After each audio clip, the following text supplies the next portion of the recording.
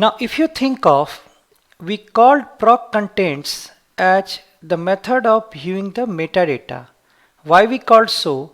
Because if you think of, contents gave you information about the table. It gave you information about the data. So it's like data about the data. Whereas when you did proc print, what it gave you the actual data. So that's the reason we call proc contents as the method of viewing metadata, and we call proc print as the method of viewing the data.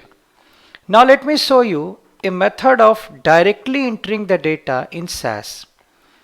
I'm doing first the wrong way because so that you can understand what happens if you do in the wrong way. What you are supposed to do, you put the name of the data set where you want to put the data, and you give the list of variables what you require. Like I'm giving roll number, name, gender, height, weight. So I'm saying I'm going to pass you 5 variables: roll number, name, gender, height, weight. And then I'm saying cards.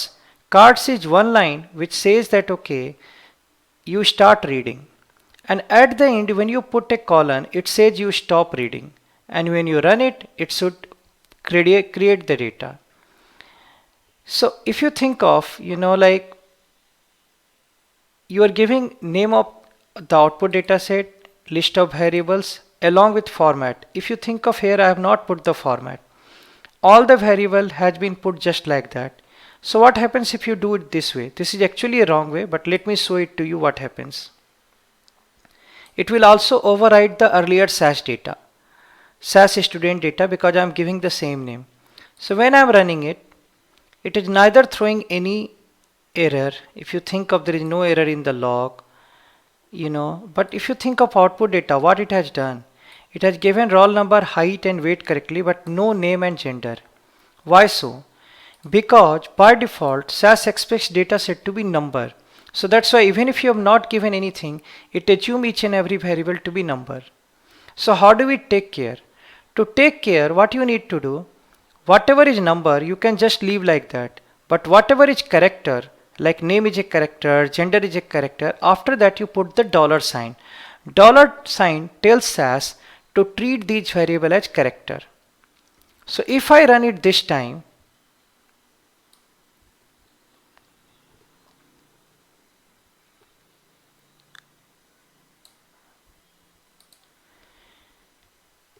so see, everything has come properly. Roll number, name, gender, everything has come properly. In fact, like if you run the proc contents, this time it should show, for 2 it should show character, and for 2 it should say numeric, the way we wanted. So let me just run it. So it is showing character for these two, gender and name, and for other it is saying number. So it is running and it is loading correctly. So that's how you do it. You import that, you put directly data into the SAS.